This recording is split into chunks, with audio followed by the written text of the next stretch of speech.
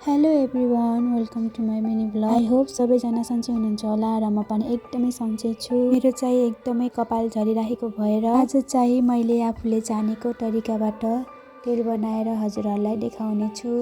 हजुरहरूको पनि कपाल झर्ने टुक्रिने समस्या भए हजुरहरूले पनि यो तेल बनाएर प्रयोग गर्न सक्नुहुन्छ।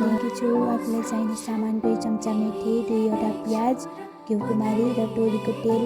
मैले आफूलाई चाहिने भाँडा लिए र त्यसमा तोरीको तेल तताइदिएँ। प्याज मसिनो बनाउनु पर्दैन र मैले चाहिँ यस्तो काटेँ र यो चाहिँ अघिको घिउकुमारी र यसको भित्रको भाग निकालेर बाहिरको बोक्रा चाहिँ फाल्ने। तातो तेलमा मेथी पर्ने र प्याज हाल्ने, एकछिन चलाउने र यतिको भएपछि घिउकुमारी हालिदिने र एकछिन यसलाई यतिकै लो हिटमा पाक्न छोडिदिने। भइसकेपछि बोतल वा डब्बामा हालेर राख्न सक्नुहुन्छ। तेल चाहिँ हजुरहरूले नुहाउनुभन्दा 1 घन्टा अगाडि लगाएर मजाले मालिस गरेर मात्र नुहाउन सक्नुहुन्छ।